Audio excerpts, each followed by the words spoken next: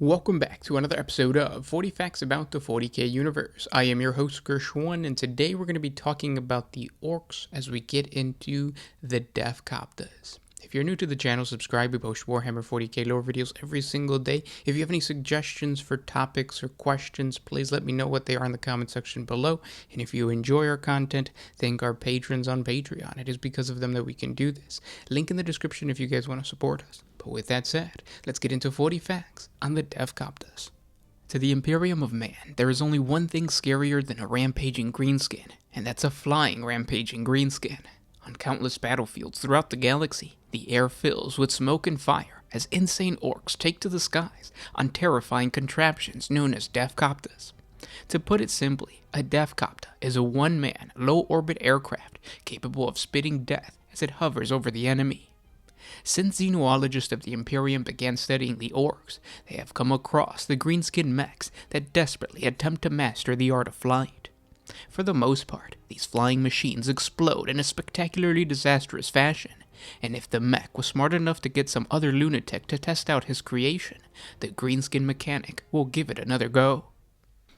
Eventually, after decades or more of experimentation, a cunning orc will finally figure out a way to create a proper deadly flying machine. Although no Deffkopta is the same, the most common variation encountered by the Imperium are simply described as a one-man attack craft with a set of whirling rotors mounted above the greenskin's head, a jet booster at its rear, and some form of range or melee weapon to kill the enemy. This basic description, although vague, points out the most deadliest part of the Deffkopta, its incredible maneuverability, as the rotor blades give it the ability to hold the vehicle aloft and make quick directional changes at a moment's notice. Its speed and flexibility makes the Deffkopta a highly sought-after vehicle, and when an orc mech cracks the code of flight, he will outsell any other mech in the tribe, as hordes of speed freaks flock to his workshop, willing to pay the price for a proper flying machine. Even warbikers will crave the thrill of driving a Deffkopta, because although a warbike can attain terrifying speeds, only a Deffkopta can traverse absolutely any terrain. The only limit a Deffkopta has is the nerve of the pilot, as it speeds past Tyranid reclamation pools, zigzags across Imperial Guard bastions, and Wraithbone constructs. A proper mech will always push its cunning to the next level, which means a Deffkopta will only get deadlier. Most Deffkopters start out with the ubiquitous greenskin gun, a set of twin-linked big shootas, mostly looted from a crashed warbike.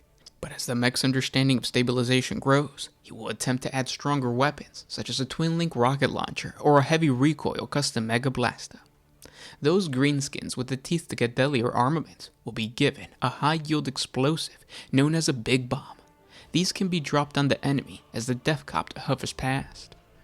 Although incredibly powerful at shooting, most Ork Deffkopta pilots can't resist getting into melee combat. These bloodthirsty orcs will nosedive at the enemy, hoping to decapitate the foe with their whirling blades.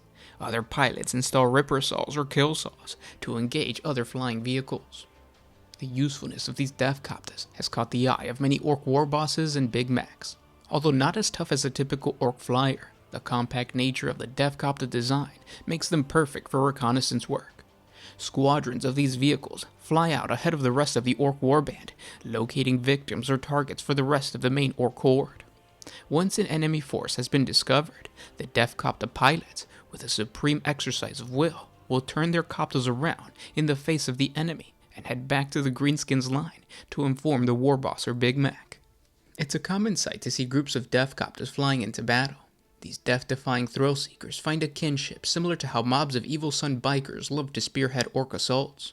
These Deffkopta squadrons gain a deadly reputation not just with their greenskin brethren, but amongst the enemy, as their sight on the battlefield is followed by a hail of bullets, bombs, and spinning blades.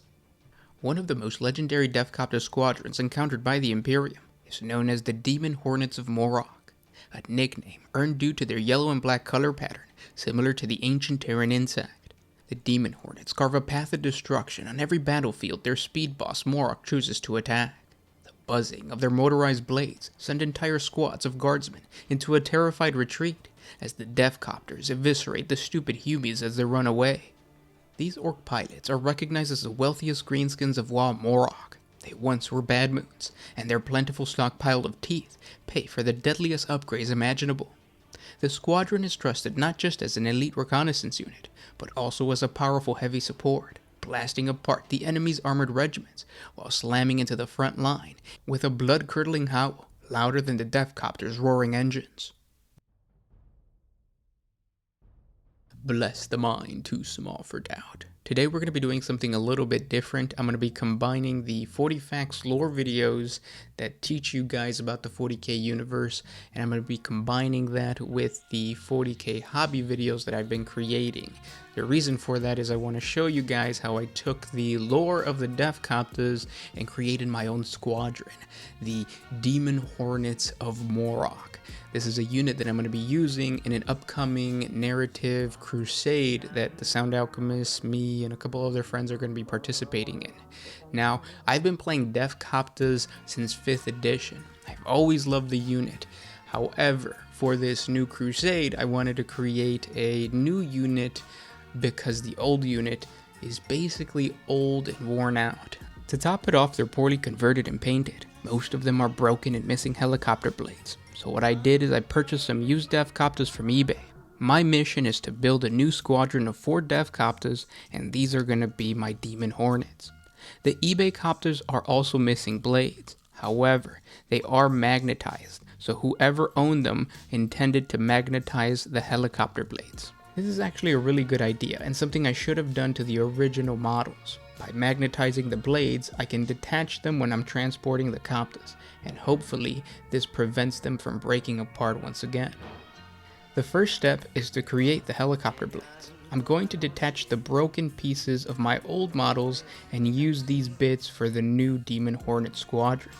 If I break apart the blades from all of the center motors, I should end up with one completed set of helicopter blades and one center motor left over. What I want to do is scratch build the blades to put to that center motor and then just create a set of blades altogether. So now what I have to do is scratch build the blades first.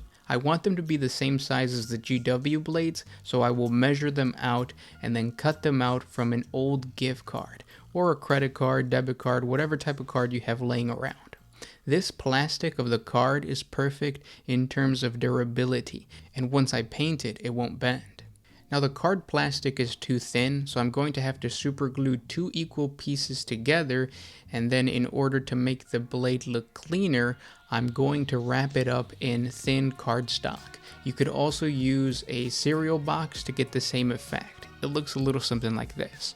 It's time now to connect these blades to the center motor piece. To do this, I simply used a small thin rectangle cut from the gift card, and then I glued the blade to the center bits. I made sure to have everything connect at the bottom, that way once I attach it to the actual Deffkopta, you won't see any of this.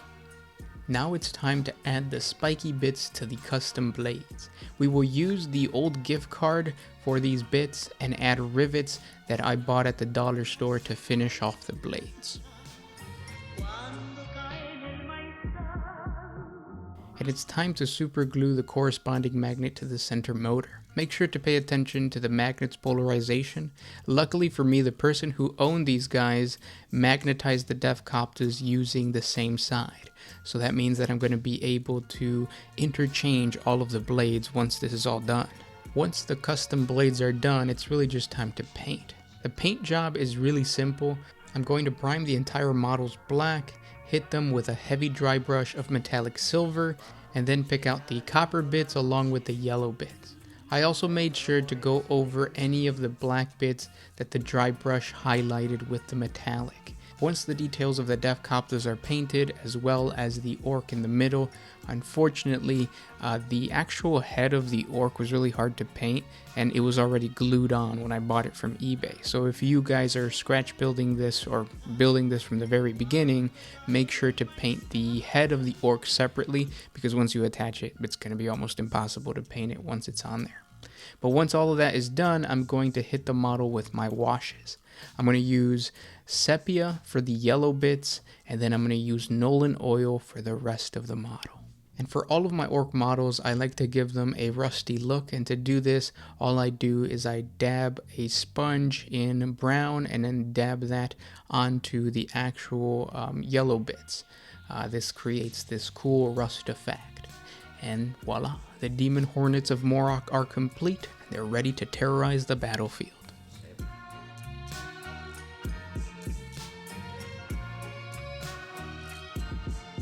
And those were 40 facts on the Deffkopta.